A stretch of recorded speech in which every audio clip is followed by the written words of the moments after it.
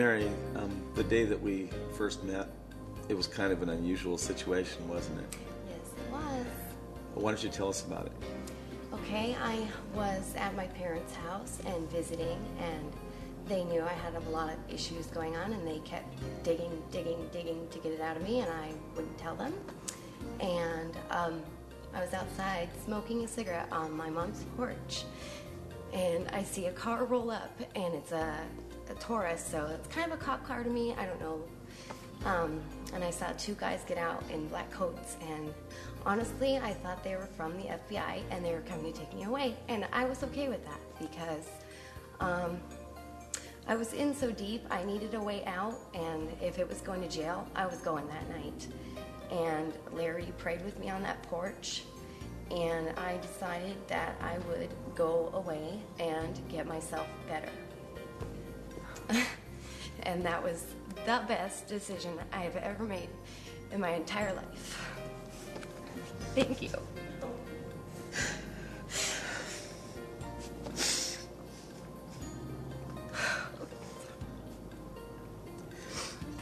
Do you remember what happened when we met Tim Remington in Cataldo, Idaho? Yes, that was another good story.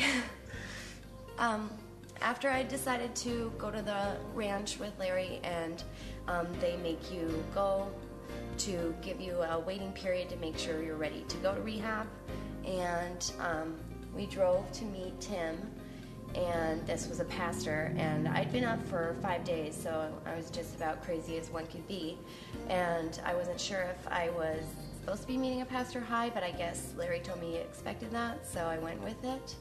And we were there and digging into past as to why maybe I started using drugs, and to this day I still don't know why, because I had a great home life and good family, but just mixed up in the wrong crowd. But at that meeting with Tim, I decided to dig into my pocket, hand the meth and the straw I snorted it with over to Larry, and he flushed it that day down the toilet, and that was, again, another great decision of my life and changed my life that day. So we were talking about going out to the ranch where Tim was at. It was a women's home. And we ended up not going out there. And go ahead.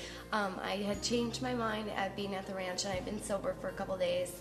At that time, I thought I could do it on my own, but I guess I really made everybody angry. And I had my husband and son come stay up there with me because I really needed some family.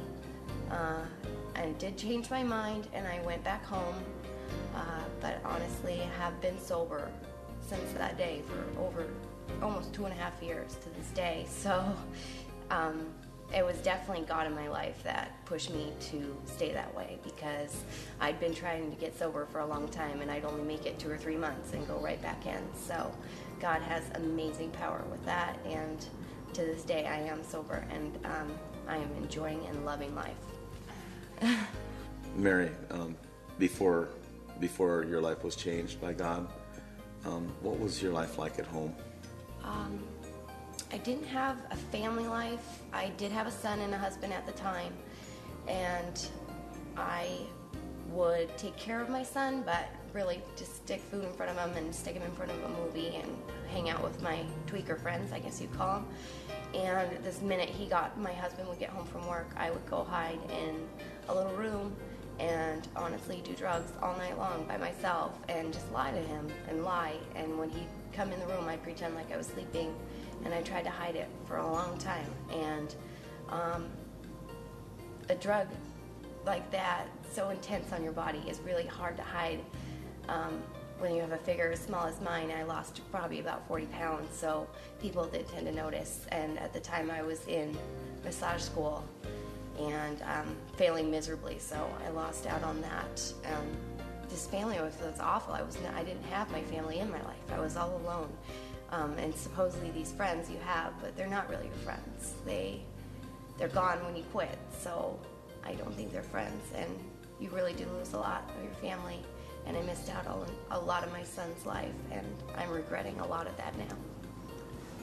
Mary, you had a pretty scary thing that happened to you. I did. That was when I was about 18, I stayed up all night doing coke with a dealer and a bunch of friends. And for some reason, those so-called friends, we like to call them, didn't stop me from getting in the car with the drug dealer. And we tried taking a trip in his car to like an hour away from where we'd been, and got into a motel room and did more lines. And then that is where he actually proceeded to throw me down on the bed, and he was going to rape me that day. I screamed bloody murder. He got off. I took his car keys and I stole his car, and I drove myself back to where I came from, Monroe, and this was far, far away. And I reported him to the cops. I don't know if anything ever happened to him, but I wish more girls' stories could come out like mine. He did not get that. He did not get that from me. He did not take that away from me, and I am so thankful to Jesus for that. I am too. Because that would have been a whole nother bad thing. Yeah. So. What's your life like now? My life like now? Okay. So I've been sober for 2.5, just about 2.5 years, and when I first got sober, 4 months, I got pregnant, and I heard from a lot of people that might not have been the best decision, but to me, that's what I wanted, and I never used with that pregnancy. I had a daughter. I already have a son, so I have a 5-year-old and a 1-year-old daughter, and my marriage has improved greatly. So when I got sober off all the drugs, my husband decided to quit drinking, and that was a good day. We don't fight, we just don't fight. I mean, we have our little, bouts where, he just doesn't, I don't know, it's a guy thing.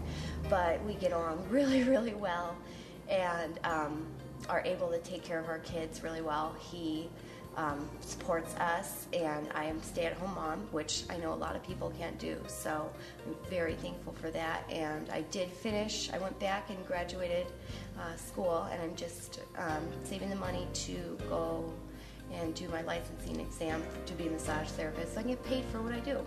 So I guess, let's see, I've got my immediate family back in my life. My mom and dad and brothers and sisters, very, very important in my life. I don't know what I'd do without them, but it is, life is really different now. And I am attending church on a regular basis. Let's see. I was rebaptized also after my daughter was born, and that's the day my husband also decided to give his life to Christ. That was an awesome day, and we did the baby dedications and the baptisms in one day, and I'm telling you, that was a touching day. Larry and Jan, tons of our family were there, and that was a great experience. It was just awesome. It was an awesome day. I bet angels were clapping for us. It was a good day. Mary, you told me one time that that you used to tell people that you were the corrupter. You still have an influence on people's lives today. Why don't you talk about how it's different today? Okay. When I was in the drug world, I referred to myself either, I did have a name, Mary Jane. My name's not Mary Jane, but I called myself that. Or the corrupter of people, because I would get people to try things they've never tried before. And supposedly I made it fun. I don't know. I guess I'm just a fun person, so maybe my influence that way. But definitely have different influence now. I like to tell people about this outreach and where I am in life today and how much better it can be without drugs in your life. And I still like doing massage, but honestly, I do think I want to go in some type of field of drug counseling, or in the way of that. Maybe go to school for that so I can get paid for that. And I don't know, it just feels, I feel something pulling in my heart that this is something I need to do. And I'm looking forward to June 1st to hopefully, if it's not just one person, many people changing their lives that day because of our testimonies and a change in their lives.